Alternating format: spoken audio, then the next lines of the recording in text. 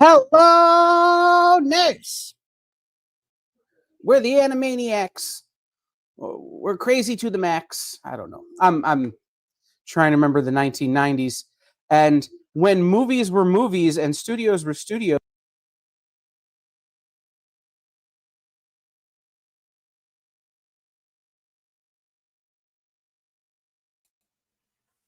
Dude, you just went blank, or you went silent. It's a party emergency. Hey, everybody, if you're wondering what the hell's going on, I'm over here wanting to watch the damn Wickline show, and suddenly Kyle's on my screen. Or if you're watching Kyle's show and you're like, what's damn Wickline doing there? Well, it turns out we have decided to merge the two shows for today so we can talk about the Warner Brothers Netflix deal. But I did a whole riff on the Animaniacs. you're silent again.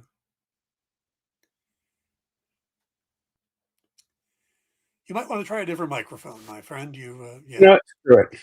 Oh, there you are. There you are. And this is charged up. I don't understand why it's not working all of a sudden. Hey, Jay's here. Hey, Anyway, let's bring down.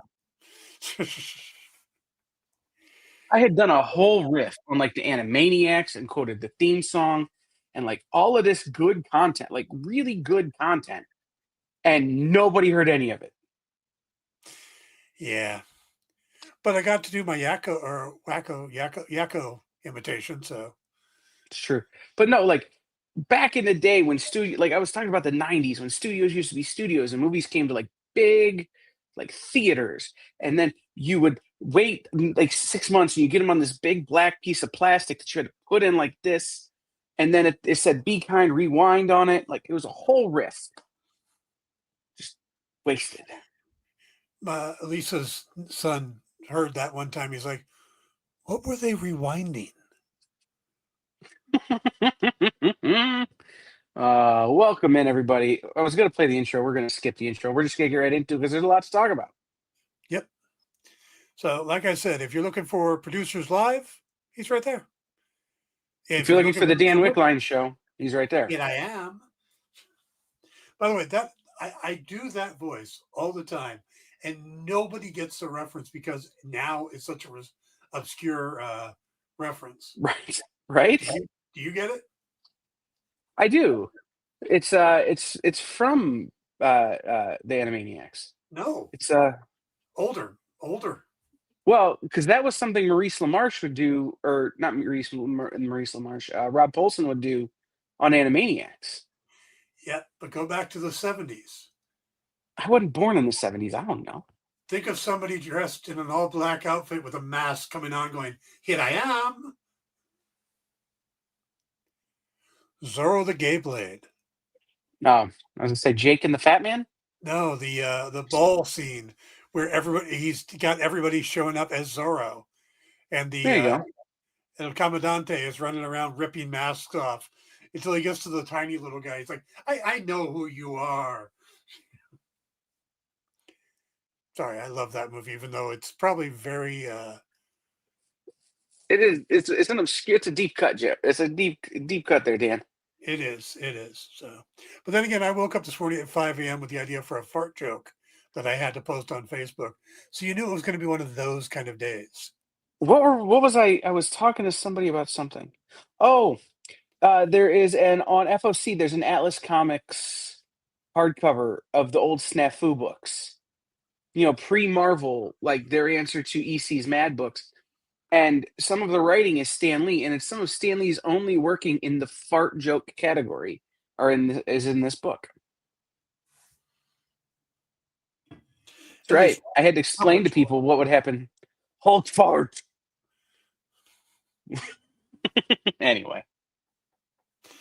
Yeah. So, Dan, why don't I will make myself disappear for a minute. You explain to everybody the news. What has happened? Why are we here? Okay.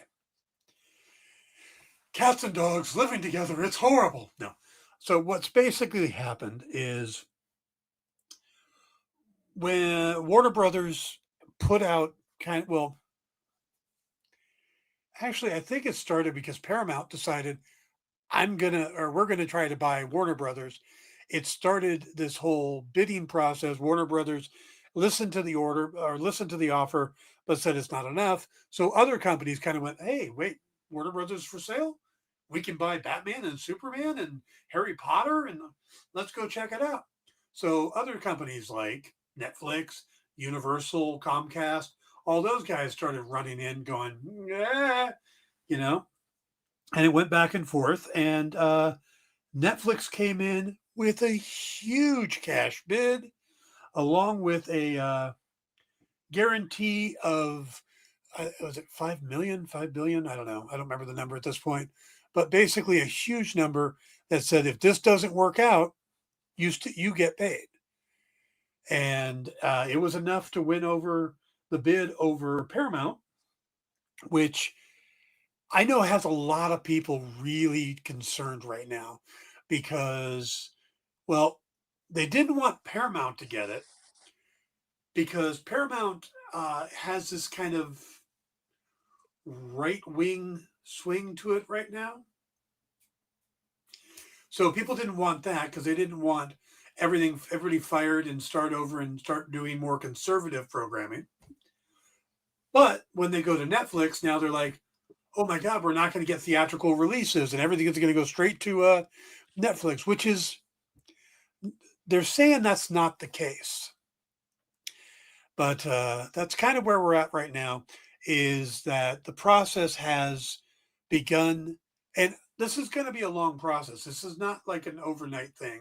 I'm just going to throw this out there right now. Anybody who thinks that tomorrow morning you're going to wake up and find out that James Gunn has been fired, it's not going to happen for a couple of reasons. One, Gunn and Safran just got their extensions renewed through 2027.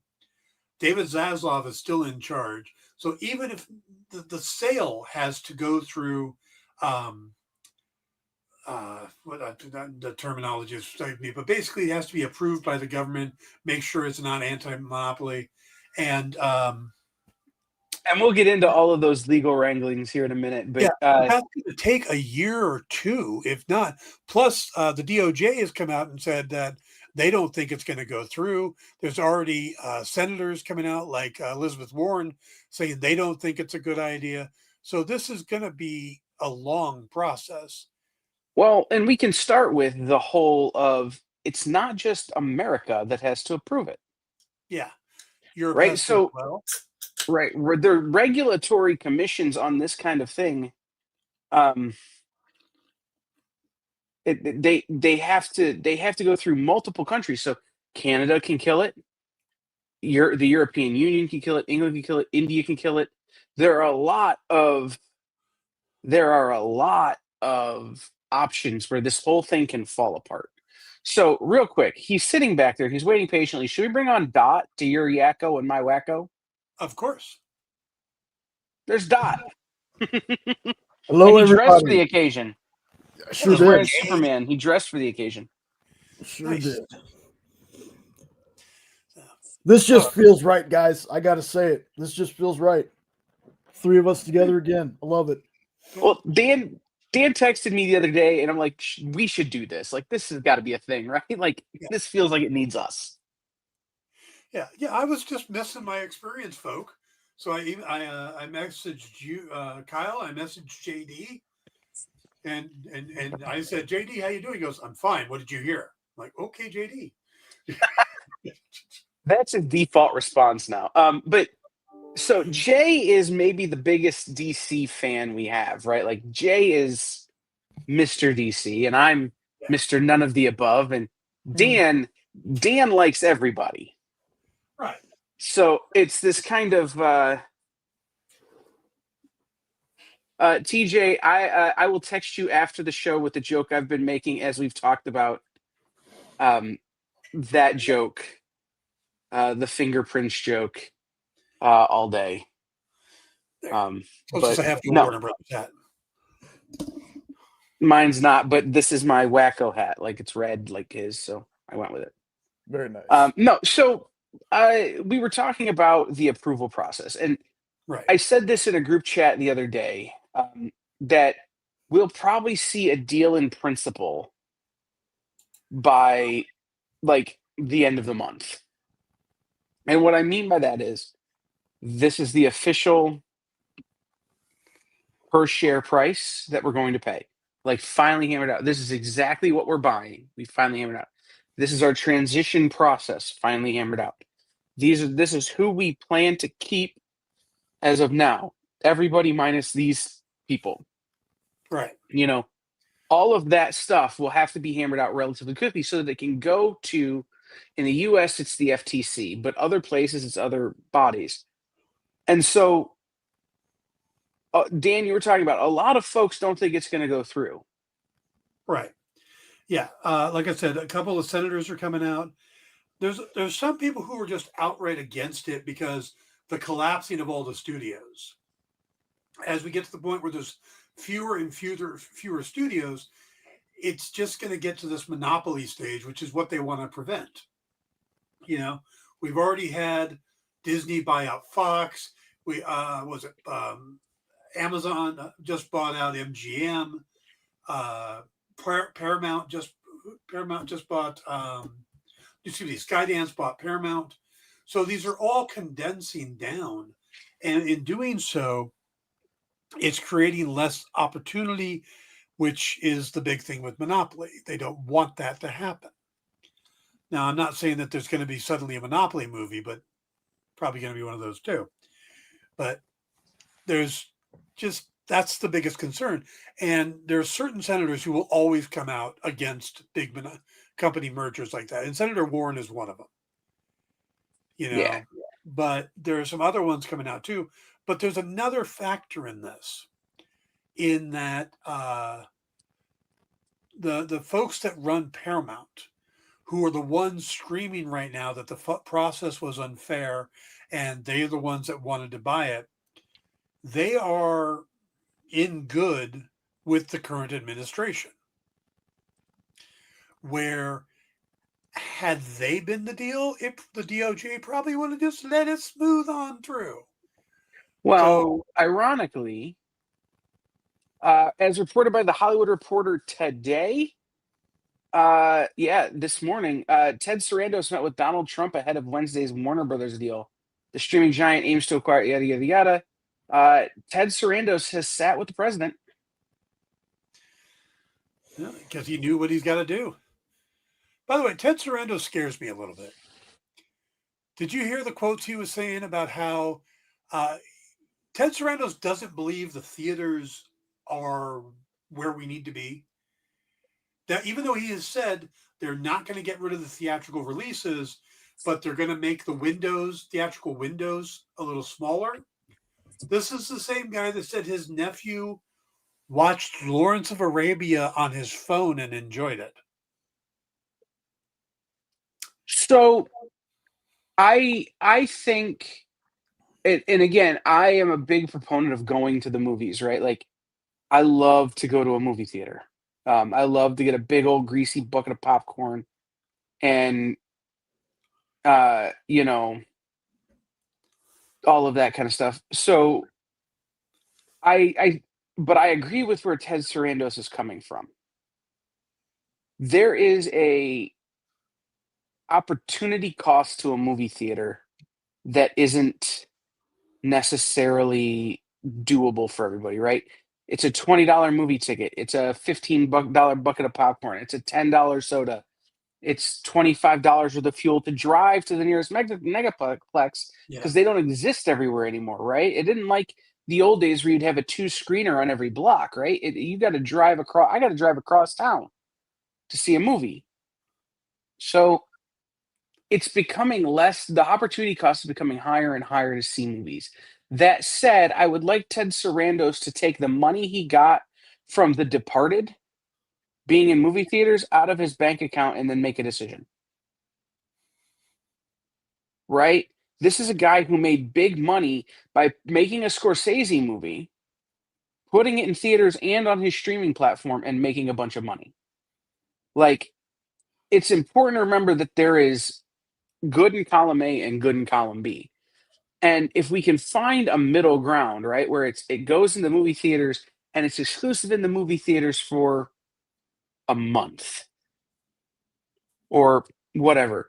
And then it drops on streaming, but it's still in the movie theater. So if you're a shut-in, if you're someone who can't get to the movie theater because it's, a half hour, 40 minutes away, Mm-hmm. if you're someone who, again, struggles with the crowds, like who doesn't people, like Jay doesn't people a lot. So if you're one of those people, well, now you can watch it at home.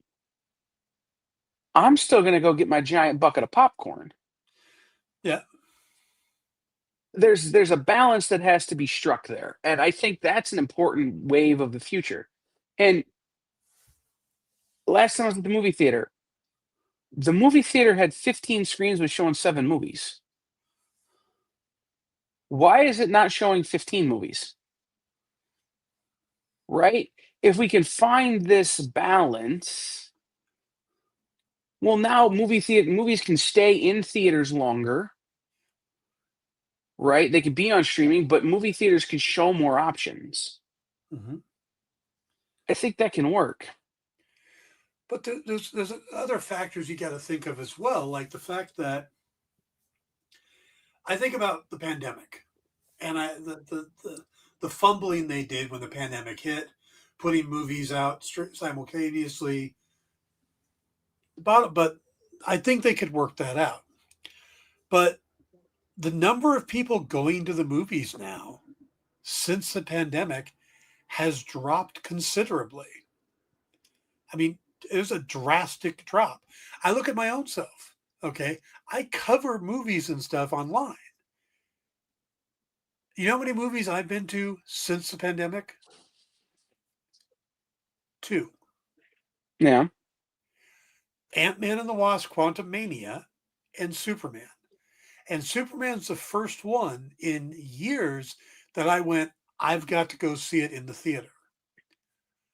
But there is a third movie that, had I the opportunity, I would be in theaters this month to go see, and that's Wake Up Dead Man. But it's not playing near me. So, there's cash that Sarandos is not getting had he just did a regular theatrical release. Right. Well, and that's what I'm saying is that, right, it's Ed talking about he has no desire to ever go to a movie theater again.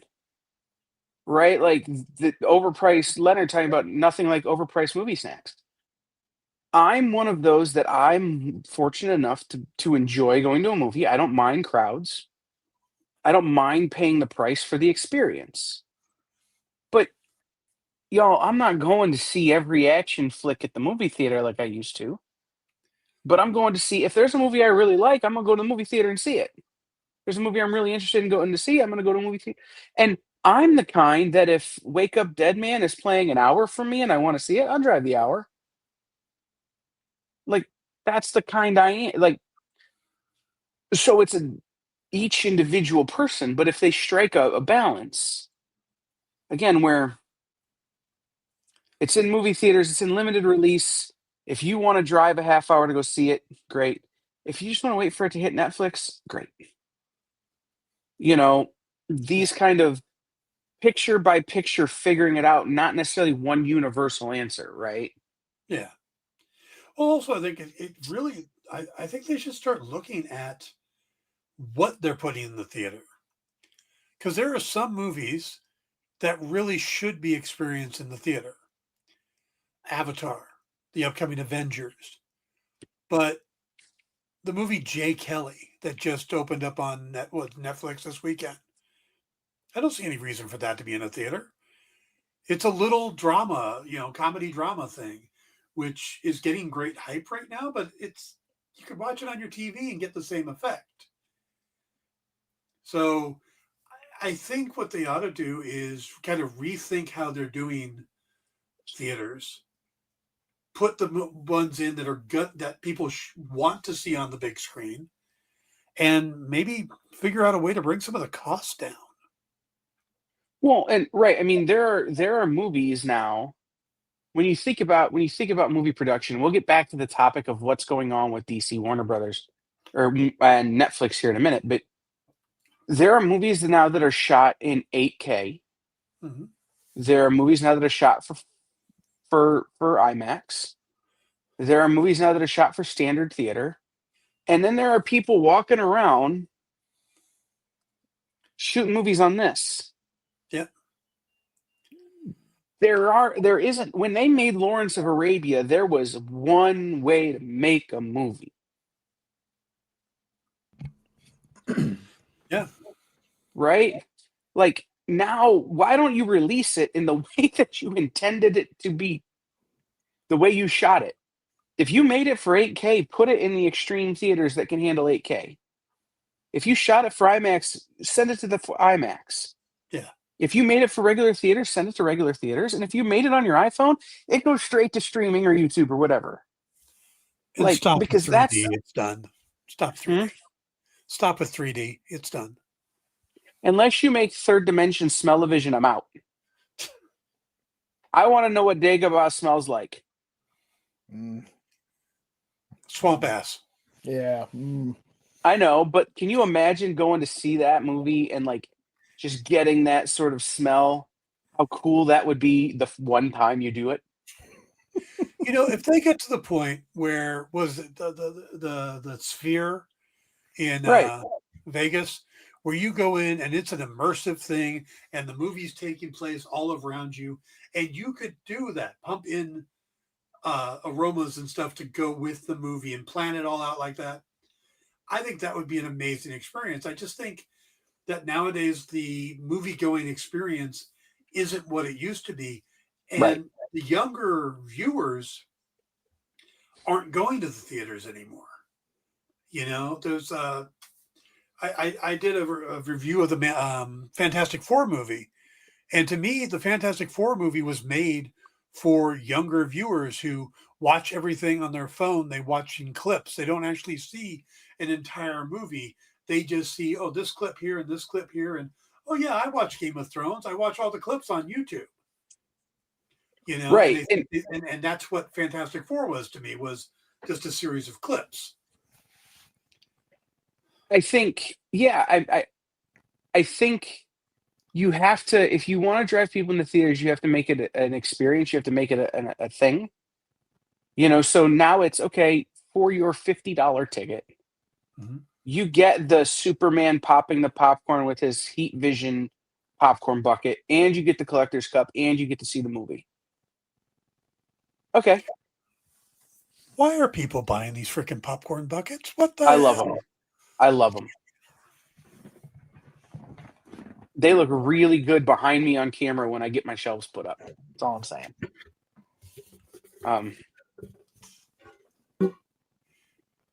And we got hand the dog bowl. But dude, you spent as much for that as I spent for this. No, it's true. But again, like, if you can make it experiential, it's the same reason people go to sporting events or the same reason people go to concerts, right? You have that experience. Well, that's all live in person that's all live in person stuff. Movies are not that. But the same reason we bought the Ghostbusters glasses back in the 80s. You know, it's this idea of, if you get the, I have a Galactus's head, by the way. Wow. I bought one on eBay for half of what they were selling it for in theaters. Anyway, so if you can give somebody an experience, they'll spend more money and they're more likely to do it. Yeah. If you just are like, go sit in this movie theater that smells funny and the floors are sticky, and we're going to give you a subpar movie and that's it, nobody's going to go.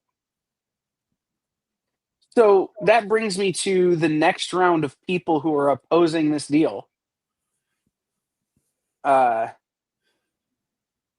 India Multiplex Association opposes Netflix Warner Brothers deal, a highly meaningful reduction in quality content for cinemas. Theater owners in the United States. Hopefully the deal gets killed so Warner's can be sold to a better entity, says Chris Random, and chief executive owner at Flix Brewhouse, a Texas-based luxury movie theater chain. The ball is in the court of the talent in Hollywood. I hope they come out against this because that could change things.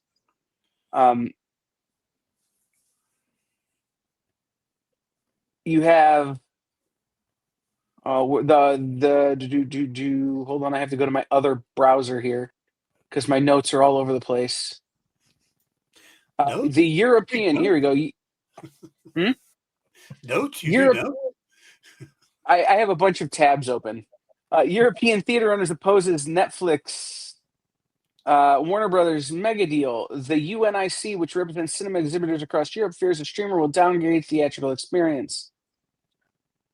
Well, so that's your first. That's other than kind of other studios. Now the people who show the movies are like, I'm not sure that's a good idea. Do you think that Netflix would send lower quality films to lower quality anything to cinemas? Like they would send a lower quality print, or like just send their crappy stuff there? No, I think they're going to. Well, it depends. They're going to send the stuff they think that might make some money, but they're also going to send stuff to get it registered for Oscars. Because Jay Kelly did go in the theater, but it only went in the theater long enough for it to count for Oscar nominations. By the way, that's where that will be the change of tide right there. If Oscars ever consider things that are released to streaming only, you'll never see Megalopolis or any of these little films.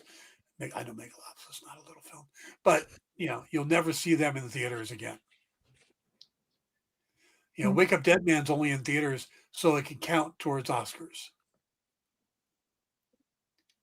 And it made a lot. The first Knives Out made a lot of money. True. So the next group that has come out has been talent.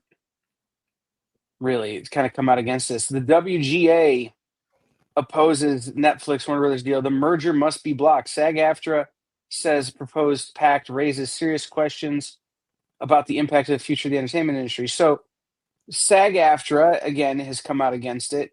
The WGA, who apparently Christopher Nolan was going to go meet with everybody and have a conversation, which, by the way, it was reported that Nolan and Snyder and the Saudis were trying to buy Warner Brothers. I don't want Christopher Nolan negotiating with them now. Just saying. If you're a member of the WGA, send somebody else. But you also have Jane Fonda calling it catastrophic, could destroy our creative industry. Sean Baker, who's a filmmaker that I like, and I think Dan probably is pretty familiar with. He directed Anara. The indie filmmaking hero said he'll insist on a 100-day theatrical run for his next feature and has no plan to go for the $150 million studio thing. So he is already coming out and saying, hey, I'm against this and I'm going to do my indie darling thing to stop it. How the other unions have come out against it. So you have, WGA has written the biggest one so far, but again, SAG-AFTRA. By the way, SAG-AFTRA is up for another contract, so this could be an interesting negotiating point. What does Samwise Gamgee think of it? Not being a member of that union, I haven't seen. I love that he's the Screen Actors Guild. Yeah, and I'll be honest, I liked Fran, but I think he's way better than Fran. It sounds better. Oh. But did people kick up this much fuss when Amazon bought MGM? Yes. Yeah. Because they were afraid that they wouldn't put, do you want James Bond to go straight to streaming? That was what people were talking about. All the MGM properties would just go straight to streaming. Well, Amazon came out and said, we're not going to do that. We will put them in theater. We will keep the theatrical release. Now, they haven't committed to how long. I'm thinking we're going to end up with like a 30, 45-day window on some of this stuff. But that doesn't necessarily hurt a movie. Look at Superman. Superman only had a 45-day window because HBO Max moved the date of Peacemaker season 2, and Gunn wanted people to have a chance that weren't going to the theater to see it. So he took it out and put it on VOD within 45 days. But that's my other thought now is, does that eliminate VOD if you're, going straight to Netflix, and what about physical media? Right. And I think on some level, if this happens, which again, the big thing we have to remember, right, is that as we started off saying, there's still a lot of opposition. There's still a lot it has to go through to get done, right? It's still got to go through so much approval, so much oversight, that if it happens, what I would want were I any of these unions, any of these contractors, any of these people who could really be affected by this is interim writing. So, okay, we are going to produce physical media on anything XYZ. Yeah. Right? Whatever that term is, right? We are going to do a minimum 45-day theatrical release on anything XYZ. Right? We're going to do a minimum 100-day theatrical release on anything, whatever. We're going to do a VOD release on this stuff, and have it clearly spelled out and have a term for how long they're going to guarantee that stuff. Right? 10 years. 50, whatever it winds up being. Yeah. And I think part of what we're going to see is with the resurgence of physical media that they're probably going to want to make physical media, because that used to be a really profitable thing for these studios back in the day when people were buying physical media, and then streaming happened and it all stopped. Well, guess what? There are entire generations who won't buy for your streamer, won't go to the movie theaters, but will buy your physical media.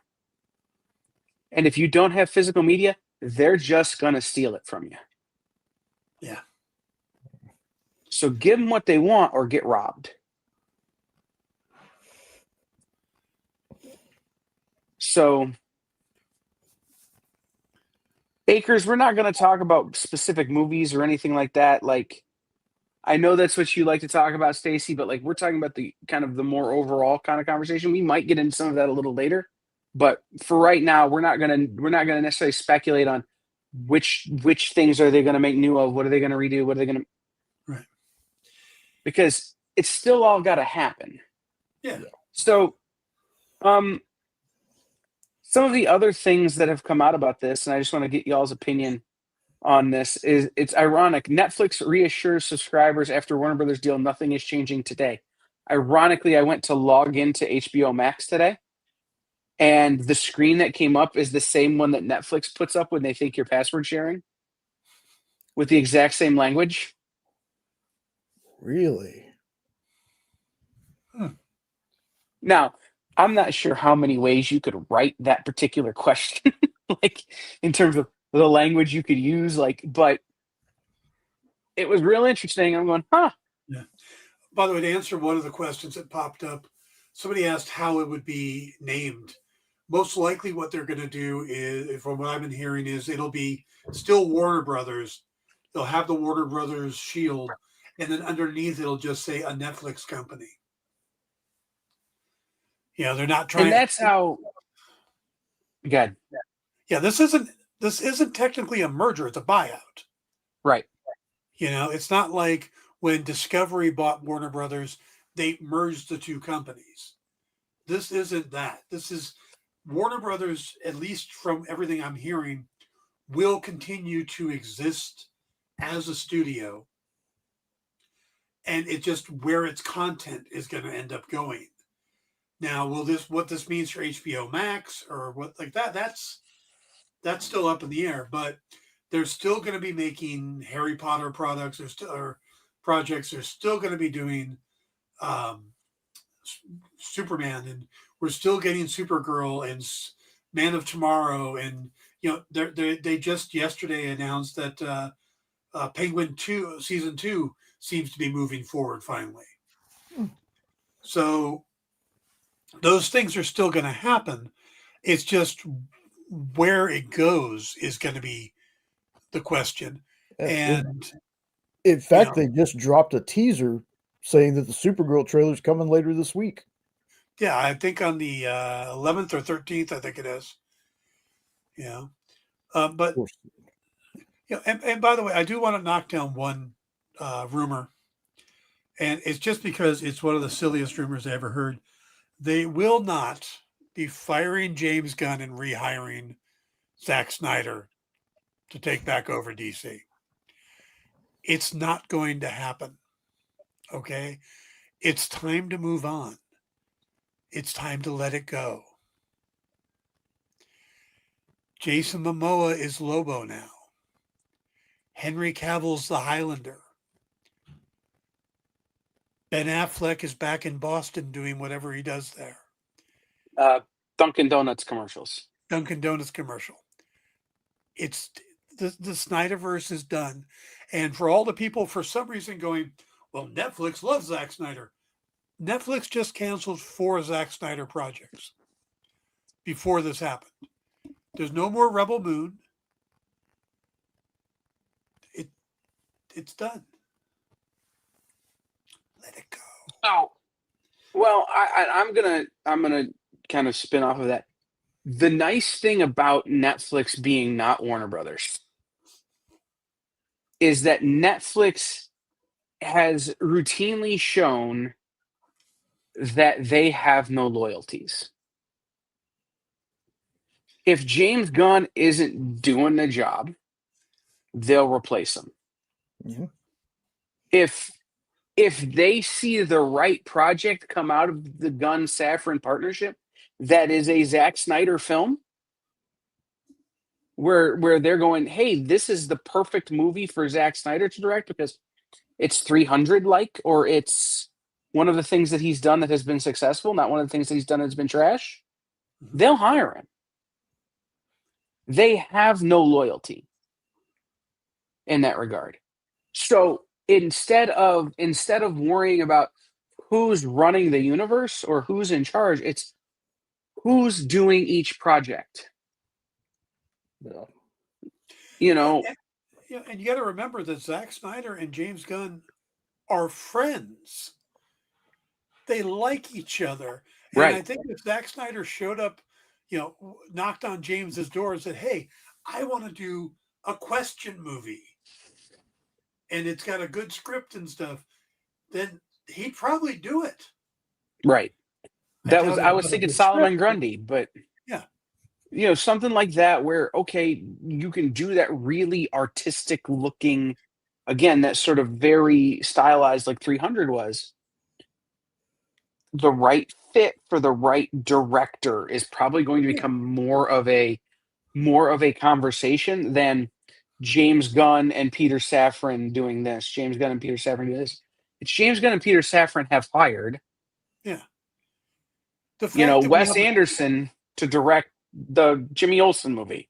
Yeah, the fact that we have a Clayface movie coming out next year is because somebody walked in with a kick-ass Clayface script.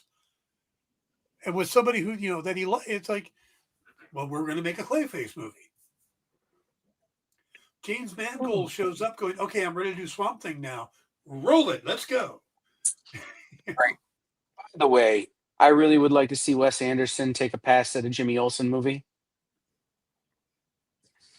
Can you just see that being like just the best Michael Cera vehicle that's ever been since Scott Pilgrim?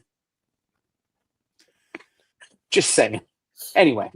I feel like Wes Anderson's X-Men. Oh man. All right, TJ, I'm starring that. We'll come back to that because that's on my list of things. Mm. But I wanted to talk about real quick. We've kind of talked a little bit about the business dealing of this thing. So it's a 60 or 82.7. What did they say? $82.7 billion plan. Netflix or Warner Brothers has set up golden parachutes for their leads to the tune of, or for their leadership team to the tune of 38.7 million. That's not a lot of money in a multi-billion-dollar deal. True. Does that lead you to believe that the thing that James Gunn, or not James Gunn, that David Zaslav has said, they'll want to keep most everybody because they don't have a lot? You think that lends credence to it, the fact that they're not giving the most massive golden parachute ever? I think so, but I also think because Warner Brothers is kind of on a hot streak right now. You know, why would you buy something successful to take it apart? You buy something, you buy Warner Brothers when it's down because you look at the pieces and go, we can fix this, we can do something with that. But when it's up and it's doing hits like Sinners and, I mean, it had a bunch of hits. I mean, the whole talk about firing Pam Abdi and Michael DeLuca, gone because they've turned it around. This isn't just Gunn and Safran. Gunn and Safran are turning around DC Studios, but DeLuca and Abdi have turned around Warner Brothers, and Netflix is buying this at a high. What's the old saying? If it ain't broke, don't fix it. Why would they not let these people stay until they stop doing well? You It's don't go true. in and buy a football team and fire a winning manager. Most of the time. Most of the time. I live in Ohio, man. I've seen the Browns do Browns things. Anyway, we got a question over on Instagram. Did anybody notice? Did Netflix shares go down on Friday? That I don't know. Yeah, I didn't. I don't really pay attention to that kind of stuff. But I would imagine when you've committed to spend the kind of money Netflix has committed to spend, there's a little bit of ooh among shareholders Yeah, I could that see could that. cause a little bit of instability. It would likely rebound. Okay. Oh, what, Did it hang on, do? hang on. Jay, you want to say anything? The whole thing is until things are set in stone, I think anything can happen. Could be something goes on and Netflix ends up not getting it. But I will reiterate what Dan said. Regardless of how you feel about what Gunn and Saffron are doing, even if Netflix decides to get rid of it, they're not going backwards. They're going to go forward. All right. And that is somebody who enjoyed the DCEU stuff immensely. Loved it. I like what's going on right now so far. Okay. But I have to agree, even if for whatever reason they decide at this point, Netflix doing Netflix things and nope, we don't like this leadership, they're not going to go to Zack Snyder. They're not going to go back. They're going to find somebody else. So I'm excited to see what happens, honestly, because I don't want to wait another 30 years for another Superman movie. I know we're getting Man of Tomorrow, right? But I hope whatever happens, we stick with the plan. Okay. I don't know all the I behind the just scenes realized smart you and I stuff, have been man. talking. I just You like and I have been listening to talking. y'all. I just like listening to y'all. So y'all know what you're talking about. Yeah, it's been a while since we've done a show together. It has, and this is how it always went. Like it's on some level, right? Like Yeah. is Jay just sitting there kind of quiet? Jay is like the silent Bob to Dan and I's Jay, where it's when Jay talks, it's usually profound because Dan and I have been running our mouth for an hour. Um, so there are a couple of things that are left kind of to talk about with this, like before we start wildly speculating on what could happen.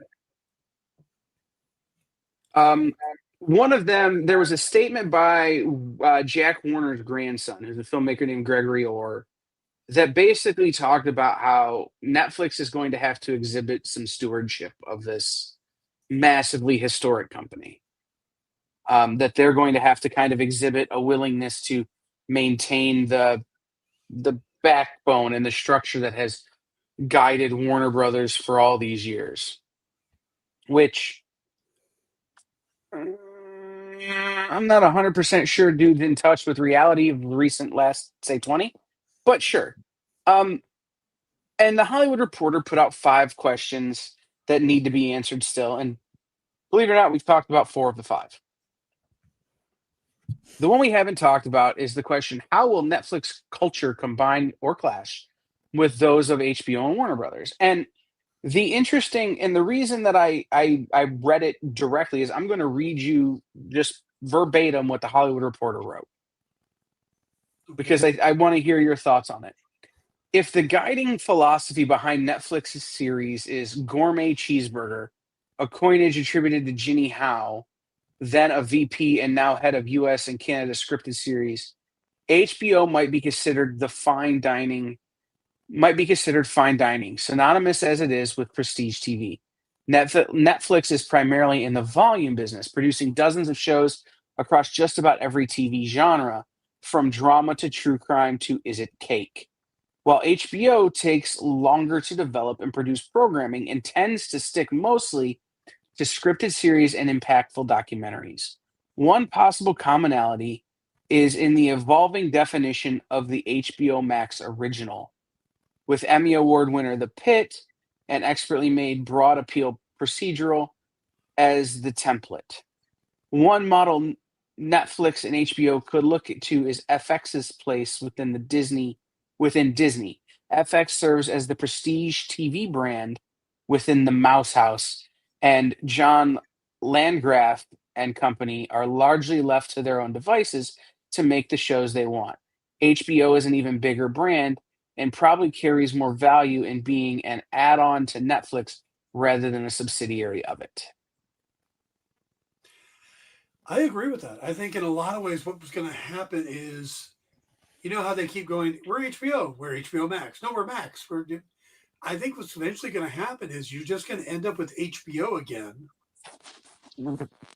with the Max stuff moving to Netflix possibly, or at least finding some common ground.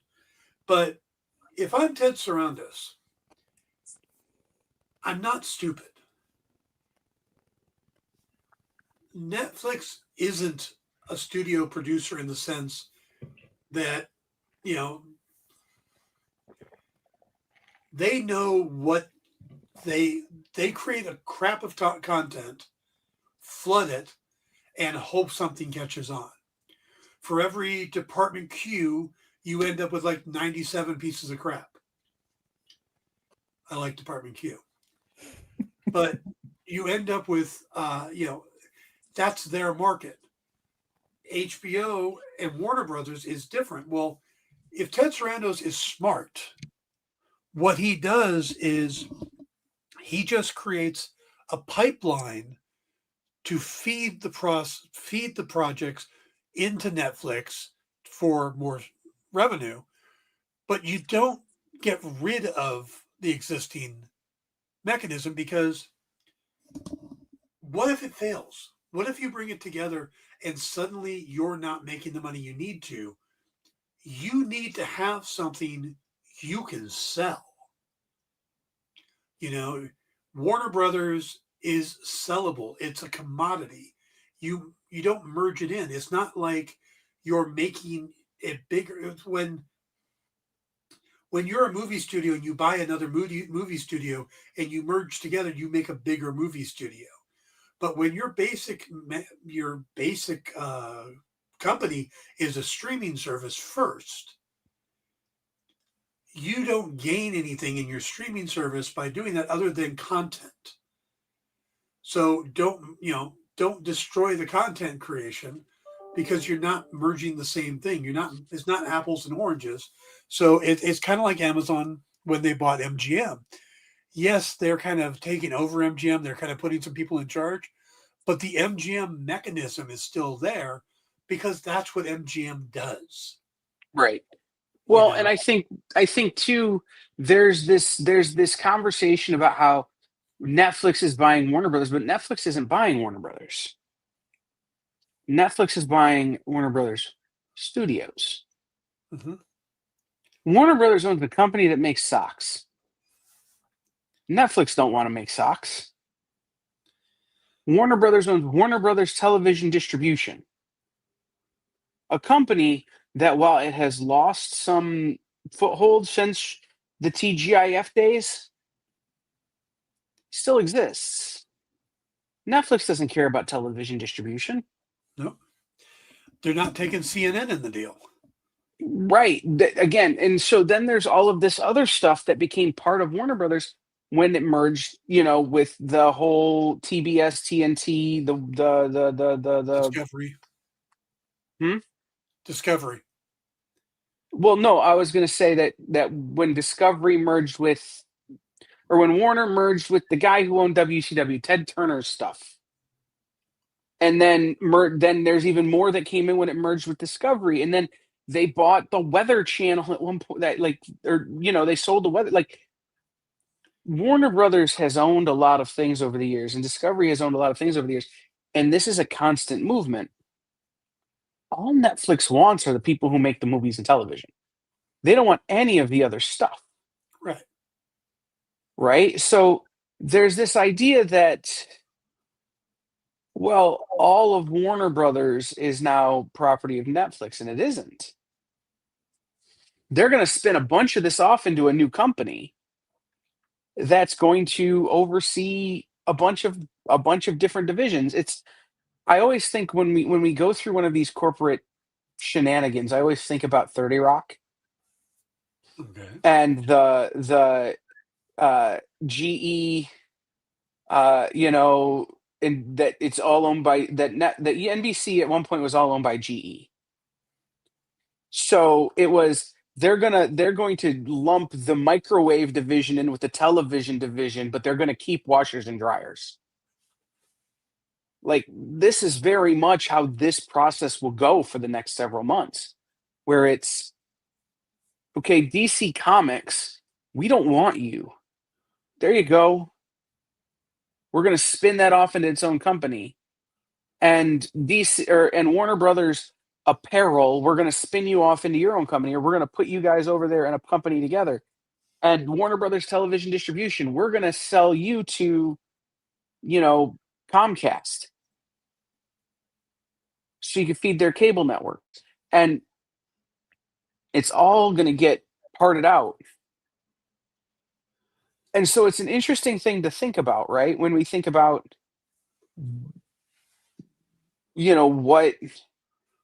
what this actually will look like, and what Netflix is going to keep as its own thing. So I think Mm-hmm. you're right when you say that you got to keep Warner Brothers as its own entity so that eventually you can sell it without having to sell Netflix. Yeah. We honestly don't know what's going to happen because as we're talking, I'm thinking, you know what they could do? They could close down DC Comics altogether, then license those characters out to a different publisher, let another publisher publish them. Mm-hmm. You know, And that would be smart. You think the Mouse wouldn't pay big money to be able to publish Batman? It ruined Batman, but they'd pay big money for it. yeah. So I have two more little tabs here that I wanted to kind of mention. There is a story coming out that Warner Brothers' hidden appeal to Netflix is AI training. Um, so much of that Bat content that Warner Brothers owns, again, we think Lawrence of Arabia, doesn't have the AI restrictions on it that modern content has. Netflix, Disney just kind of made kind of had an announcement that says Disney threw down a gauntlet several weeks ago when leader Bob Iger announced the company will soon allow Disney Plus subscribers to create user-generated content and consume user-generated content, mostly short form, from others. So basically, they're going to let you make your own AI slop that you can watch because you want to see what it would be like if Iron Man and Mickey Mouse are hanging out. Now, you're not going to get Robert Downey Jr. Iron Man, but you're going to get Iron Man, Right. right? Netflix doesn't have all of that. And if they want to compete with that, they've got to have some sort of catalog that is not restricted by the current AI regulations that they've agreed to in order to get the writers union and the actors unions to stop, being on strike last year. So what do you guys think? Do you think there's a future in user generated content? It all sounds pretty goofy to me, but Uh-huh. Yep. I don't know, man. I look at social media and I see so many AI generated videos and AI generated art, and it's like, as much as I despise it, it might just be like trying to hold back a dam, just because, again, the younger people nowadays the Gen Z or whatever you want to call them, don't have the connections to those things. And it's like, oh, I can make my own. Okay, here we go. Yay, look, there it is. I think the world is just changing drastically. And yeah, I'm the guy sitting there telling people to get off my lawn. But I just, I don't see a way to stop it. Yeah, I think we're gonna wind up. I think there's gonna be a lot of people who are gonna be into it. But I think the problem we're gonna face is then what is canon? What actually exists? Right? Like what actually okay, just because you made it doesn't make it real. You know, and I think that's going to wind up at some point again, this same generation that's going to be big on physical media is going to be saying, "Well, wait a minute. Just because you made an AI thing or you got it to make the content you wanted, that doesn't mean anything because it isn't real." You need canon in order for anything to have any meaning at all. If it isn't for Iron Man's canon, nobody wants to make Iron Man AI crap. What if this is also, because we don't see that they're going to allow this to happen, but I'm sure there's going to be some kind of caveat like, well, yes, you can do this. You have permission, but the end product, we still kind of own the end product because it's our characters. And if they do that, is this some kind of bizarre way of getting around the fact that some of these characters are moving into the public domain? So instead of, oh, well, people are going to, if they do it this way and they make Superman stuff, we still own it. But if Superman's no longer is, now in the public domain, and somebody goes out and makes a Superman that we don't own, maybe that's what they're trying to do, is get around the fact that these copyrights are going to run out. Superman, Batman, Mickey Mouse, they're all coming up, and where Disney has pushed this and pushed this and pushed this, eventually they're going to not be able to anymore. But if they allow it out there into AI and people are like, oh, well, I can just do it through this AI, if the agreement to do it that way includes Disney still owning what you're making, I think it would have to. Like, I don't know how true the Spider-Man Tombstone story is when it comes to Disney, but I don't see Disney just being like, make what you want, use our stuff. So yeah, I think there's going to be some kind of caveat where they still own whatever gets made. Yeah. Um, I also think that no matter it's coming. Like I've seen some trailers very recently that were fake, and they almost fooled me. How good some of this stuff is getting. Like it's getting scary, not only with video AI, but we had the voice AI stuff on top of it, like all the deep fake stuff. Like this stuff is getting scary. It is getting scary. Yeah. Well, eventually, again, AI as it exists now is already starting to cannibalize itself. So it's going to get bad, and then they're going to have to retrain. But anyway, that's another conversation for another day. Yeah. Um, because we want to get to the wild speculation, but TJ asked a question earlier. Let's look at Netflix's history with comic properties, aka the Millarverse. Mhm. That's not the only thing that they've messed around with, though. They have Greg Rucka's The Old Guard. They had Sandman. They had Dead Boy Detectives. They had October um, faction. yeah, October Collection. They had End of the Effing Umbrella World, Academy. Umbrella Academy. So they've done some stuff with some comic books. Now, everybody has their own opinion, and in mine, Old Guard could have been better. Umbrella Academy could have been better. Sandman was fine. Dead Boy Detectives was great. The Millar World stuff kind of sucked. It was the only thing that I would really say was bad. By the way, Mark Millar has removed himself from all social media once the Netflix deal was announced. Yeah. Yeah, Bleeding Cool ran that story. But yeah, I guess he just took himself all off of social media. Hmm. Coincidence? Interesting. Yeah. I will say this though, the Netflix stuff got me interested enough to read. Like again, outside of Old Man Logan, and I'm pretty sure there's some other things by Mark that I've read, but I've never read Jupiter's Legacy. I've never read, some of the stuff that they were coming out with. So regardless if it was bad or not, me not knowing anything about the property had me interested in it. Like when we found out about Jupiter's Legacy, though, we didn't even finish it because it was like at that point, what's the point of getting invested if Yep. you've been told it's almost like Swamp Thing, except Swamp Thing was so good that I had to watch it and I continue to watch that.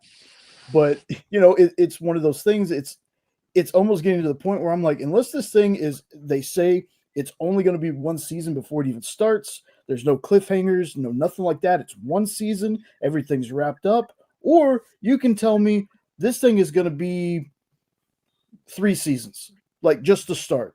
And there's no, it's like doing a trilogy movie.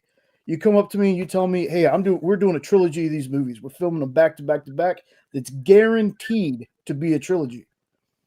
You're going to get me interested to watch that first movie.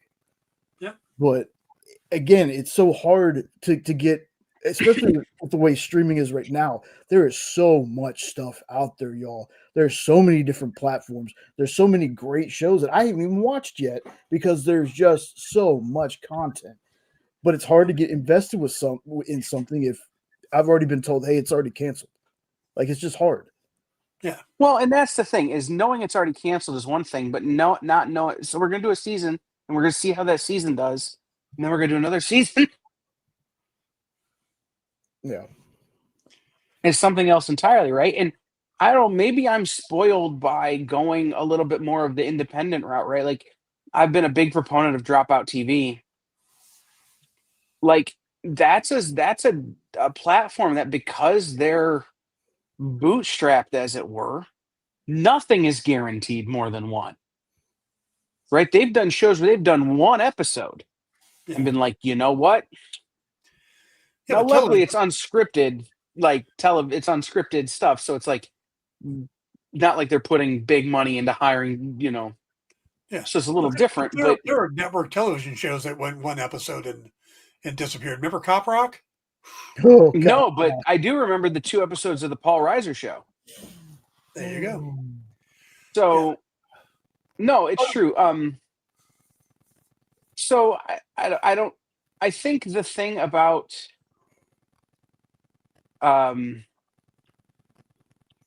Netflix is, oh God, TJ. Or there was a show. Oh, what did I watch? It was Jack Black and Owen Wilson, and where Jack Black played a cop and Owen Wilson was a talking motorcycle. I'm just I saying. heard about that. Oh yeah. I heard about that. Yeah. Anyway, listen. I will say this. I don't mind giving Netflix the keys to some superhero IP, some comic book IP. They've proven to me that they can do it as long as it isn't stuff that's a little esoteric like a lot of the Millar World stuff, right? Like Jupiter's Legacy was always going to be a tough pull off just because of what that series is. Huck would be a ridiculously hard film to make or series to make. You know, so much of Mark's stuff is just so comic centric that to make it, you almost have to animate it. It'd be like trying to make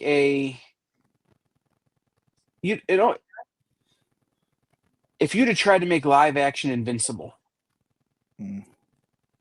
right?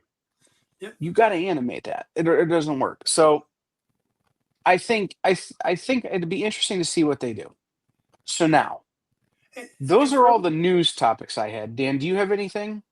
Well, first thing, I mean, a lot of people seem to think that maybe Netflix and Warner Brothers are a bad mix, but they're basically the same company because if you think about it, Warner Brothers took Superman away from Henry Cavill and broke his heart. Netflix took The Witcher away from Henry Cavill and broke his heart. It's the same company. Maybe Henry Cavill just needs to leave. Never. Or, I don't know, finish the damn Warhammer movie. Okay, that I can get behind. That I can get behind.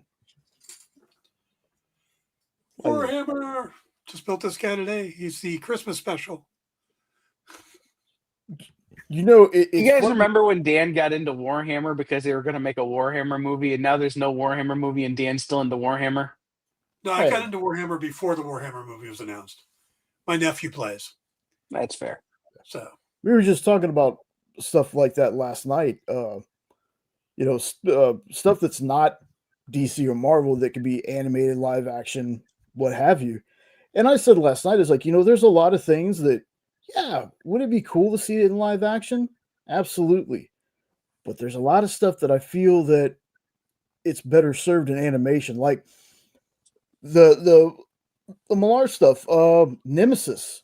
I don't think I'd want to see Nemesis in live action. I think I'd want that to be an animated series if they were going to do something like that. There's just stuff that just feels better staying in the animated style than seeing it live action. Right. I don't think that like a Green Lantern movie, even though I've been proven wrong by the latest Superman movie, I don't think a Green Lantern movie looks good live action. I think a Green Lantern movie can look great animated because they've done it. We'll have to see what happens with Lanterns. Right. It's one of those things that I think what will be interesting to me is to see how Netflix approaches movie versus series. Because I've often thought, and you guys have all heard me rant and rave about terrible comic book movies. Yes. Even when everybody else thought they were good and I thought they were terrible. Yes. I've often thought that one of the easiest saving graces to these stories would be to stop trying to tell a whole series or a whole story in 2 hours. Don't try and tell all of Infinity War in 4 hours. Do 8 one-hour episodes. Do 10 one-hour episodes. And you can still shoot it like a movie, right? You want to get the big name actors you can't tie down for a season? Shoot them like a movie. but then break it up into 1 hour increments. Like, and the best example of this, Dan, what is the best Sherlock Holmes? What is the best Sherlock Holmes thing ever made? The Jeremy Brett series. Okay, second best. Oh, Benedict Cumberbatch and Martin Freeman. yes. Yeah. Hour and a half episodes. So good. That they shot like movies. Those things were shot 3 episodes at a time. Mm-hmm. And they made it into a series. There's no reason not to do superheroes that way, not to do comic book series that way, right? Yeah. So you want to do a Legion of Doom series, you can go get big actors, shoot it like a movie, do 10 hours, right? Now those actors are free. That's one contract, one movie, but it winds up being 5 1-hour films or 5 2-hour or 10 1-hour episodes that you can release once a month. So what you're saying is pick the media to match the material, not make the material match the media. Right. And I agree with you. I look at stuff like, the Superman movie fit perfectly for a movie. Mm-hmm. But, you couldn't do something like The Penguin and really get in depth in a movie.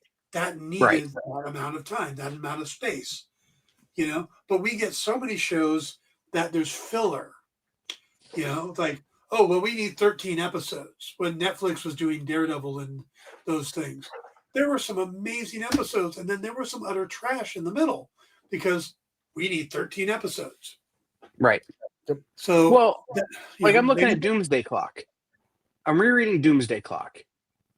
You have 2 Flash stories, 2 Superman stories that are your lead-in to Doomsday Clock. And then you have 12 issues. What if you did and each of those issues could be an episode? So now what if you did 14?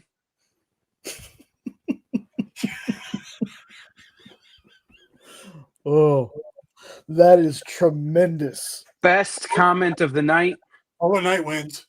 That is Polar tremendous. Night, you're my favorite person tonight. But I desperately need to go see my barber this week. Anyway. Oh. But no, you could do 14 episodes. You do a Superman story, you do a Flash story that introduces the Button. You do those 2, and then you go into 13 episodes.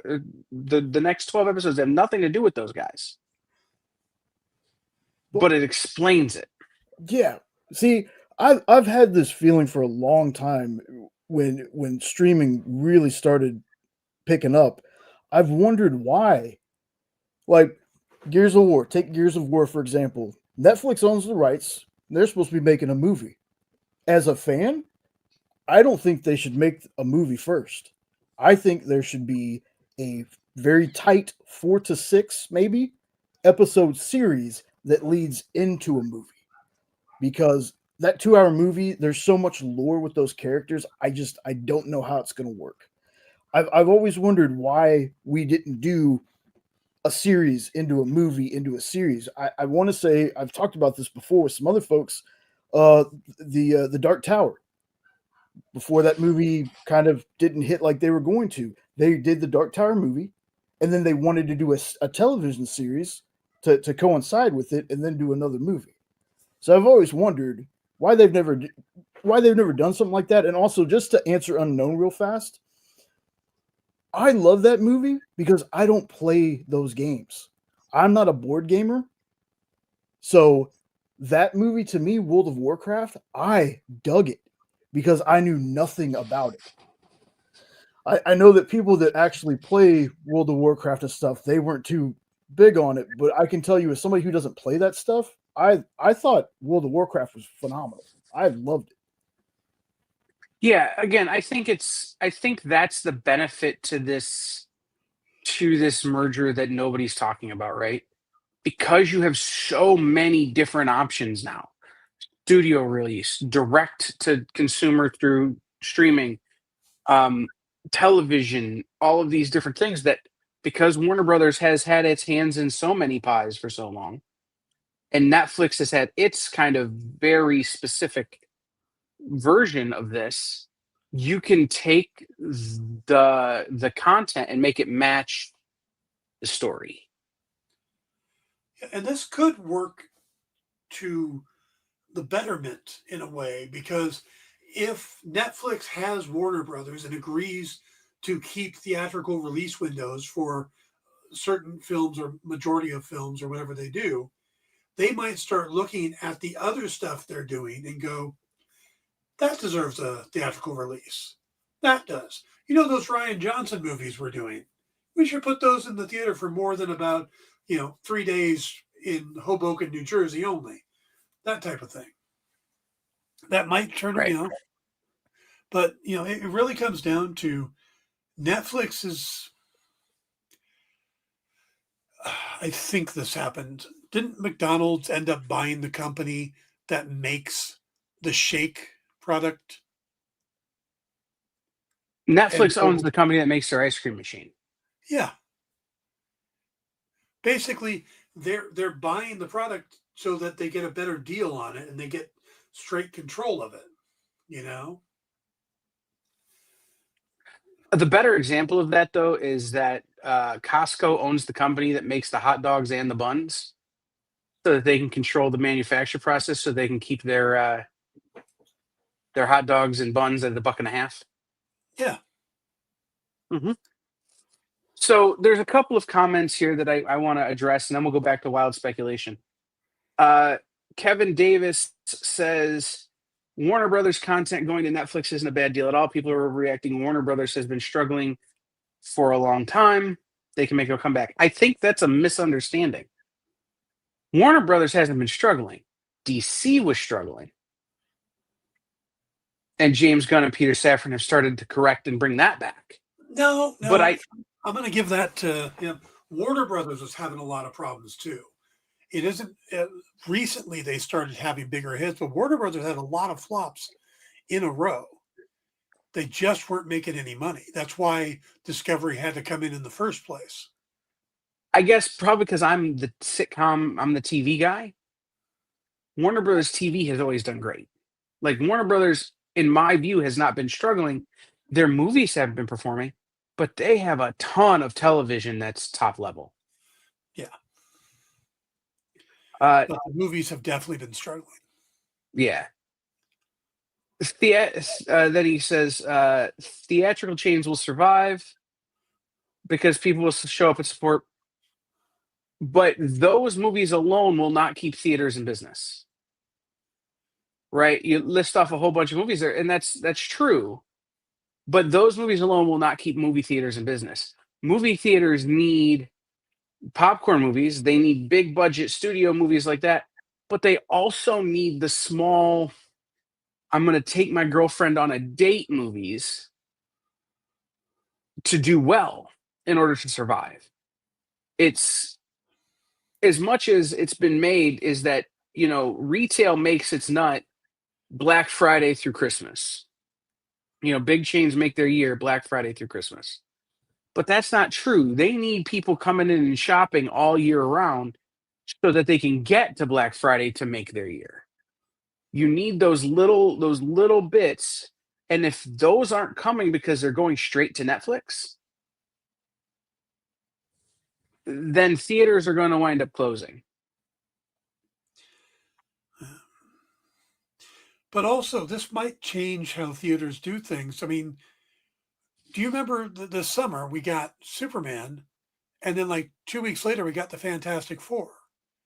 Did they need to release right on top of each other like that? Maybe Superman comes out in June, and that's the big tentpole of June, and then July you get Fantastic Four. You don't need to stack them so much. Well, aren't they kind of doing that next year though? Like at first they were doing Supergirl and Spider-Man Brand New Day in the same month, but instead they've moved Supergirl. I don't know, but I don't think they again, moved the girl, but, yeah. I don't know that you're ever going to get Marvel and DC to not snipe on each other like that. right? But what you don't need is Superman coming out and then whatever the next Warner Brothers big action flick coming out the next week. Wait, didn't Jurassic World come, or whatever the new Jurassic thing came out like really close Mm-hmm. as well? Yeah, and trounced Right, as that's you what I'm said. saying. Is now what you can do now again because you have so many options is you can release your big theater movie and the other movie that is and maybe a slightly smaller theater movie can come straight to Netflix and then you give some breathing room to a Jurassic World so it's coming out and it's not competing with two other big massive movies, one from you and one from Disney. Like it's this you find a way to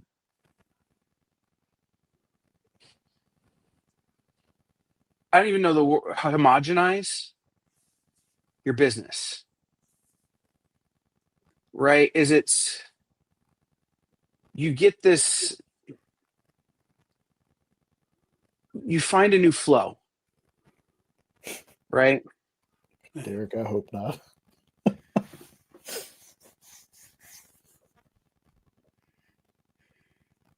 Tima, if it was all just they have a bunch of bad writers, I'd have more work. Yeah. Warner Brothers and Netflix, hire Dan now. God. Dan's gonna save Yeah. WB. Well, again, and we talked about this earlier, is that Netflix is very much the Walmart of content, right? Yeah. They're making a ton of stuff. And what's good is really good. What's great is really great.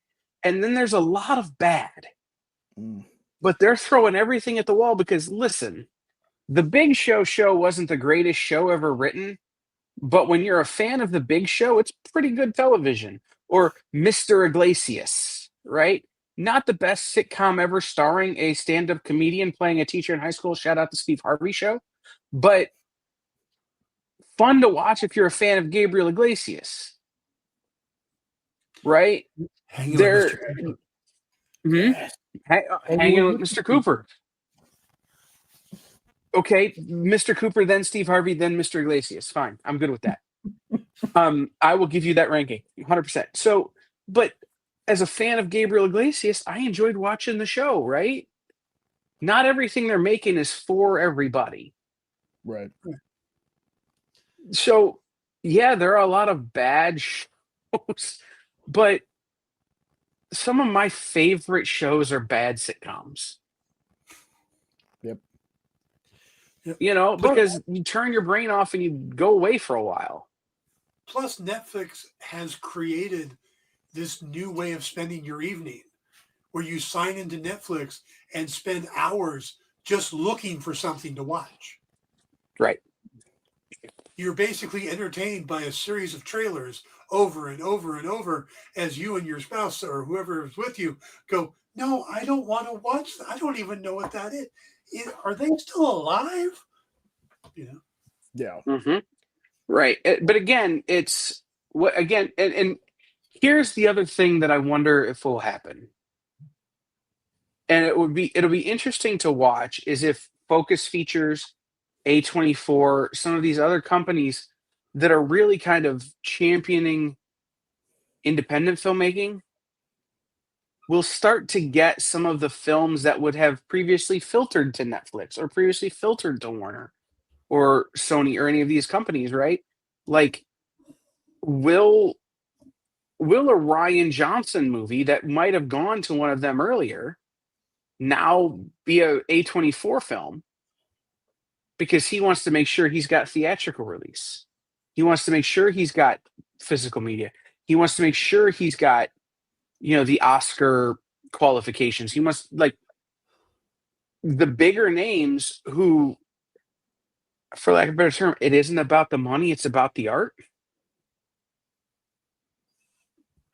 You may see those movies filter down and come out a different way than you would have seen them before.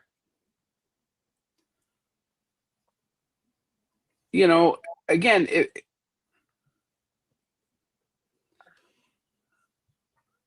I think a lot. there's a weird. Hmm? Sorry, go ahead. there's a weird dichotomy in that we saw it a little bit in comics in the early 2000s, and it's kind of cooled now thanks to COVID and the distribution war. We've seen it in a bunch of other things. My favorite one is the energy drink market to look at, but it's happening in movies too.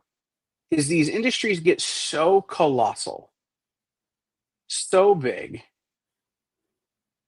that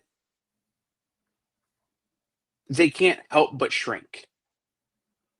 Right? When I was growing up here in Toledo, Ohio, a town of 270,000, we had 9 Cineplexes. We're down to 5 now. And there's none on this side of town. You got to drive 15 minutes to get to the closest one. Right? I don't think we need that many. We could afford to lose another 1, maybe 2. But I think that would bring a stasis, right? That would bring a level of stability to the ones that are here. You know, it's the idea of that maybe some theaters need to close, maybe some movies need to not be movies, maybe some shows need to not be shows, maybe some things need to go direct to streaming, and maybe, just maybe, we need to get back to voting with our dollars and not voting with our, like, nostalgia brain. I think there's also a factor where you're seeing a lot of the actors coming out, or you're seeing the directors coming out. Do you guys remember back in the day when you would look at an actor and go, "Oh, they're a movie star. They're never going to be on TV. Oh, that person's never going to do an HBO show. Tom Cruise is never going to be on a TV show. You know, Colin Farrell, no way." Those change because the media has changed. But there are still people with that mindset that I'm a movie star. I'm going to be on the big screen. Or um, directors, my movie needs to be in a theater because that's how they grew up. That's how they got in the industry, was putting things on the big screen. But the media has changed. The way we consume media has changed. And there are some that are getting it and some that aren't. You listen to like Scorsese or, Coppola, these guys who are kind of bucking the system, and they, oh, it's not cinema. Well, it's not in a cinema. Doesn't mean it's not a good movie. It's not a good show. And, I think that's part of why you're seeing the backlash from the talent side is, I mean, eventually everybody makes the switch. You look at George Clooney. George Clooney, for a while, there was one of our biggest stars. He started on TV. Right? Clooney left the ER to do movies. And before that, Facts of Life, a different ER show. It's where he got his start. Then he left ER to go to movies, but because they were separate. But now, the last few things he's done, straight to Netflix with Jay Kelly, the Wolves movie with Brad Pitt, that was an Apple Plus movie. He's getting to do these things where I'm not seeing him on the big screen much anymore. Right. I mean, and it was unheard of for a movie actor to go to Broadway. Yeah. And he went and did Broadway. Like, he just did that too. Right. That's the other thing, is that anymore people are making the content they want to make, not necessarily the content that pays the best. You've got to go to your audience. Mm-hmm. It's just the way it is. You've got to go to your audience. And right now, Netflix has a large audience.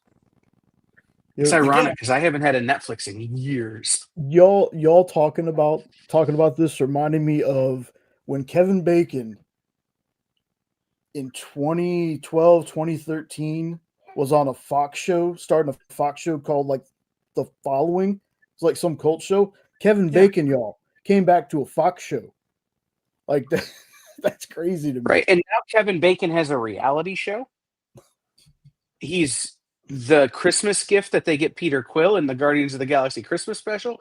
Like, he guest starred on the 6 Degrees of Kevin Bacon game show. Like, for charity. He did another TV show just recently that didn't do well. Got canceled Right. after one season. Right. You know? So, again, I think this is an interesting time because we're going to start seeing content be king. And everybody's always said content is king, and it wasn't. It's called making bacon with bacon, but yes. Because they're going to talk about all the different ways you can make bacon. And then they're going to cross it over with, is it cake with, is it bacon? We've got to accept that the world is changing. You know, I still want people to go out and buy comics every Wednesday. It's not as, when I got into comics in the 90s, there were a lot more comic stores than there are now. There were more distributors. Okay, we got more distributors finally again, but it's just, Well, everything changes, and movies are changing, television is changing, how we consume media is changing. TikTok and all these things, that's what the younger generation is watching. You know, I remember sitting on TikTok one night at like 1 a.m, and suddenly the entire Flash movie was playing. And it was just as, I've seen it since on, it was just as bad. The giant screen ain't going to get any better. Yeah, the giant screen didn't help it, especially that baby catching scene. Right. But I like how Superman also had a baby catching scene. Anyway, but it was there's one a baby on the screen. yeah, but still a baby catching scene. Like, is this a Hallmark now? Anyway, so that's the interesting thing. I was talking about, stasis and this sort of coming to a ebb and flow and finding its equilibrium, right? Where movie theaters are closing, not everything's got to go to theaters. Stuff can go direct to whatever. Dan just mentioned it. Comic shops, there used to be a lot more of them. But now all of a sudden, here we are. We're at a number of comic shops. It's lowest it's been in a long time. But comic shops are seeing a 18 to 20% growth. They're seeing a sales increase of 18 to 20%. Now, there are still shops that are absolutely struggling. There are still shops who are in real bad shape. But by and large, they're seeing growth. And that's led by shock of shocks. Warner Discovery's absolute DC's absolute series, right? Like, they have this thing that is this juggernaut for comic book stores, and it's helping stores to make more money because it's forcing people back into them. That's when we talk about when we speculate wildly about what could happen now that Netflix has Warner Brothers. Again, uh, Tim, you must not have caught the beginning of the show. We talked about all the antitrust stuff. There's a lot of different antitrust this has to go through, right, to make it. So, we're gonna assume it all goes, right? But when it doesn't, it doesn't, right? Um, I've been saying since this announcement was made, don't dance until the fat lady sings, right? Like, it ain't over till it's over. Yep. And we're far from over. But That fat lady's the only one with job security, I'm telling you. it's true, man. But it's going to be, when we talk about the wild speculation of what could happen, we're at an unprecedented time of IP growth. There is more IP being put out into the world now than there has been in a long time. New content ideas, new storylines, new things that exist now that 20 years ago we couldn't dream of for science fiction is now reality. So want to get you, and I want Jay. You got to chime in on this one, dude.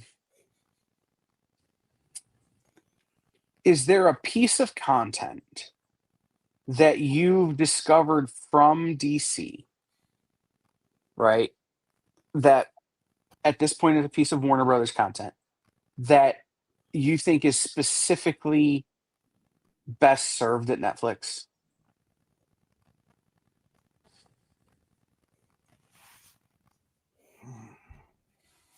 Because I have one.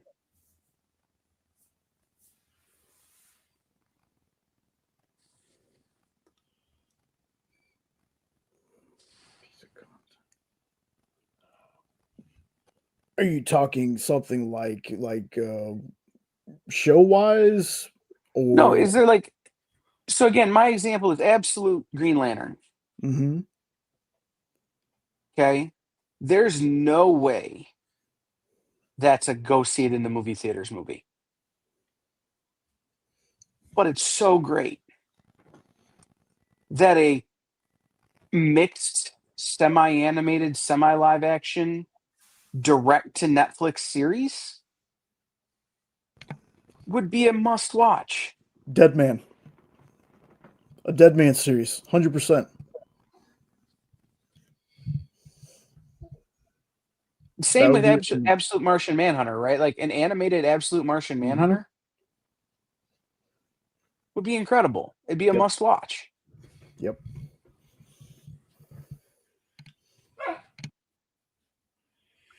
I think with Netflix, you could.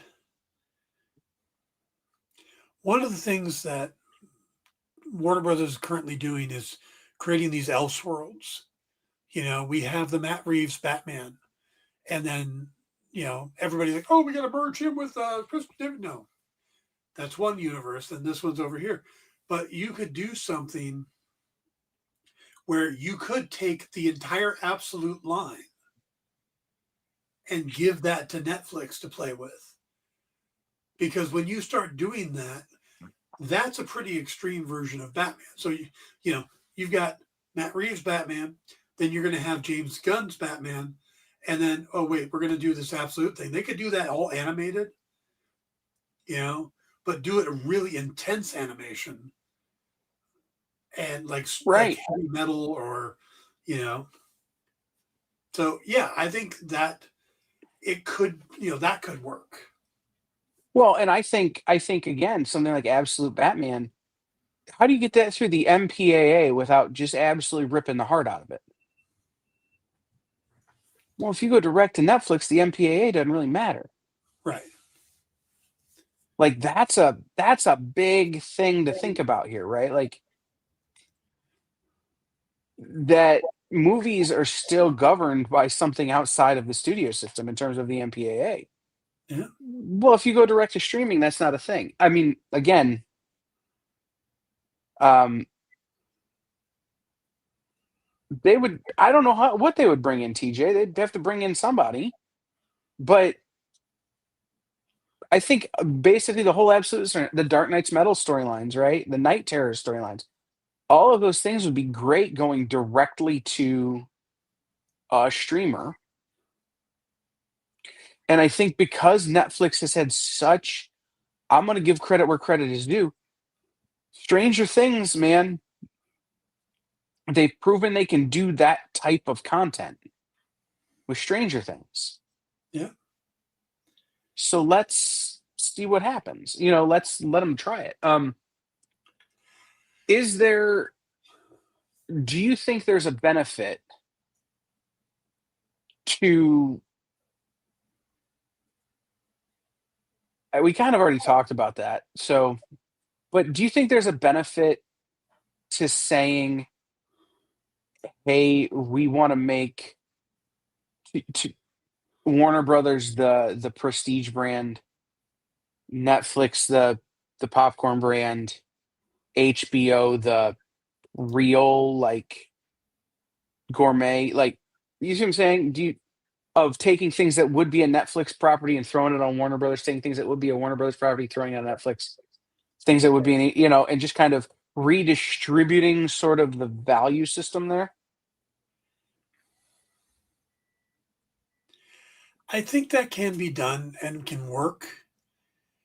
But my big concern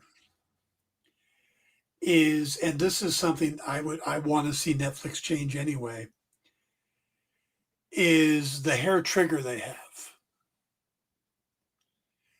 I look at the handful of shows that Netflix put out this year, and there's, like I said, I keep talking about Department Q because that was just so damn good.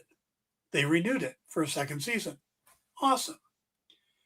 There was a show on Netflix called The Residence, quirky murder mystery taking place in the White House. Okay. Brilliant, hilarious, great cast. Did not get renewed because the episodes were too expensive, the return, blah, blah, whatever their reasoning is. Other shows that come on that, they have this quick pull thing where they do. And there are shows that get canceled before you even have a chance to find that they're there. So for me personally, I would like to see them take all the stuff with Warner Brothers and let it start with HBO Max. That's where it starts. And then once it's had, like, the Penguin, okay, we can now move the Penguin into season 1 into Netflix, and people who don't have HBO Max, they can watch the Penguin. Awesome. Older Batman movies, older these movies, then migrate them over. So you either get them through both or then they live on Netflix. But my concern is Netflix is like a swap meet. There's no rhyme or reason. There's no easy way to find things. Unless you know what you're looking for, you can get lost. My joke about, spending Netflix and search instead of Netflix and chill. What sometimes things get put on there and you never hear about them. On HBO Max, actually, there is something called The Flash Escape the Midnight Circus. I came across the other night. Probably most people don't even know what that is. It's an audio play starring Max Greenberg as the Flash. 4 parts, or maybe 6 parts. They're 20, 30 minutes long each. There's Captain Cold. It is this radio program. I've listened to the first episode, starting in this episode 2. It's great. Didn't know it was even there. I came across it because I went and watched the new Crypto animated shorts, and then went down and went, what the hell is this? So, you're already getting it on something like HBO. Netflix, you're just gonna, unless you know it's there, it's like books on Amazon nowadays. So many people are creating content, creating their own novels on Amazon, that the biggest problem isn't writing the book nowadays. It's getting people to know it even exists. So I actually would prefer if they would leave all the Warner Brothers stuff on HBO and then migrate it over later for people that just have Netflix, and maybe call back some of the stuff they put on Netflix. Just throwing the spaghetti at the wall to see if it sticks is great, but eventually it's just a giant wall of spaghetti. No, it's true. Same. Okay. So the last kind of thing, and then we'll sort of start to wrap up. Wild speculation. Again, we've been speculating for a minute. Wild speculation. A year's time, we're sitting here. This thing has been approved by the FTC. What's different in a year than it is today?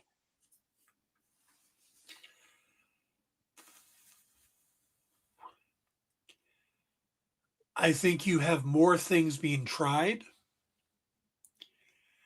I think there could be a hit on quality. Now, maybe not with DC, because you have someone like James Gunn who's kind of steering the ship, but stuff like Harry Potter, Planet of the Apes, whatever, I don't remember everything Warner Brothers has, but you could start seeing some pretty low end stuff and it could start watering down the brands. You know, uh, I don't need a sitcom about Hermione at home with her muggle family. But, somebody at Netflix, if they came across this video, went, Hermione and her muggle family, that could be good. Sounds a little like the Charmings, but okay. Yeah. But the difference is you have you can put the Harry Potter logo on it. Or reworking some shows that weren't working, like, that thing we had in development there?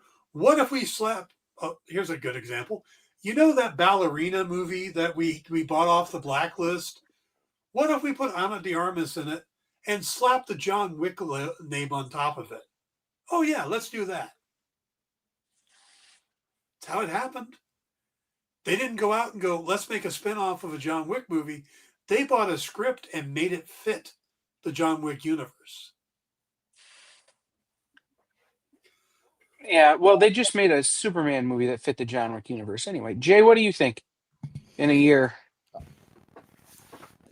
I think that would be something that I'd also be worried about, because I don't need a Planet of the Apes cartoon streaming series that's adult animation or anything like that.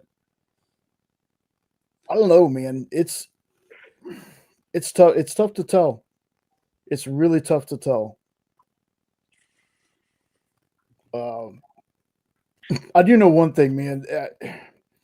We got to find some way to consolidate some of these streaming things, because the one thing I can say that I hate about streaming is them having one part of a 5-part movie series on one platform.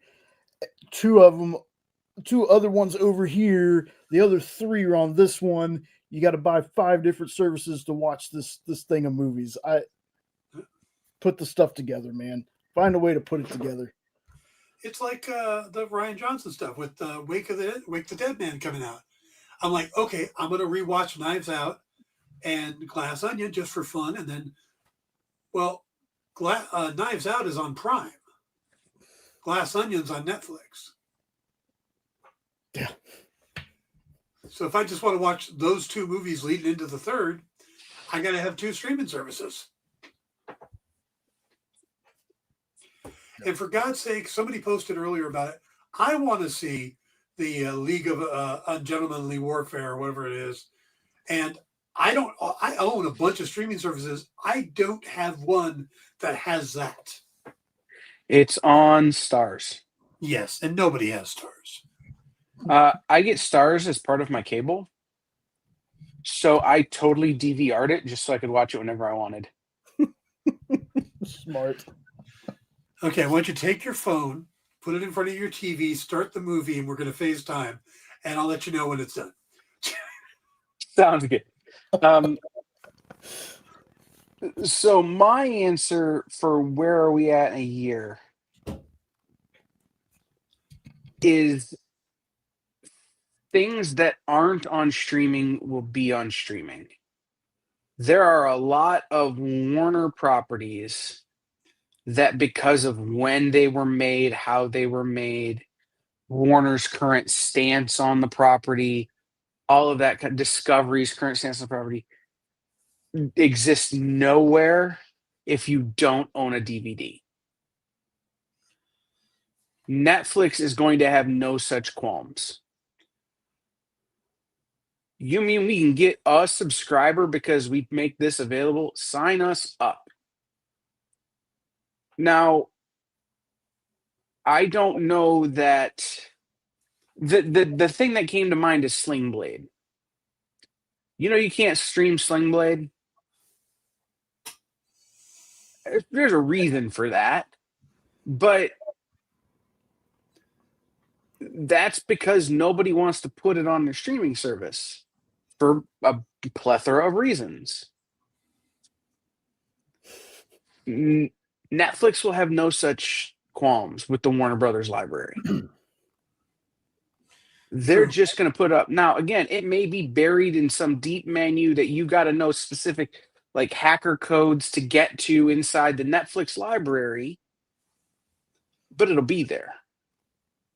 So I think that's where we're at. I don't think we're going to see lower quality. We're going to see higher prices because, well, a dollar's not worth what a dollar used to be worth. Right? You can't avoid higher prices. So let's not blame that on this. Right? But I don't think they're going to lose quality because people will leave Amazon or they'll leave for Amazon. They'll leave for Paramount. They'll leave for Apple. They'll leave for whatever. Or again, as we've talked about, they'll just steal your shit. Like, I think the lesson has been learned about low quality, right? Over the years, when you put out a lot of low quality, especially when something was high quality, and then you drop it, people just leave. Yeah. People have no loyalty. I loved the Harley Quinn animated series, but it got to a point where it was just not good anymore. And I stopped watching it. Like, I have no loyalty to that series. I have no loyalty to any of this stuff. Yep. Like, in that regard. So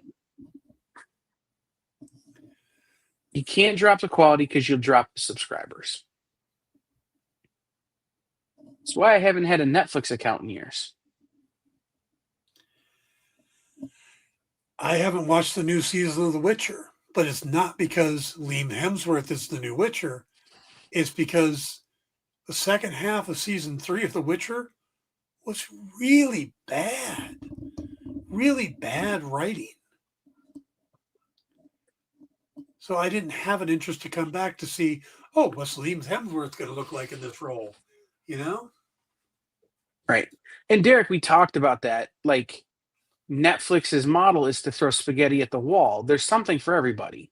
So people are going to subscribe to it. Just because it's low quality doesn't mean it's bad. Yeah. Right? Just because you don't enjoy it and you think it's bad doesn't mean I think it's bad.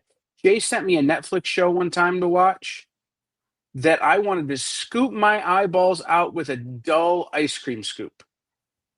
Jay and Jenna loved it. What was the It show? was the single dumbest 5 minutes of a show I ever watched in my life. I don't even remember. Something with an animated eagle is the main character. Oh, it's that movie they did where it was Channing Tatum is one of the presidents.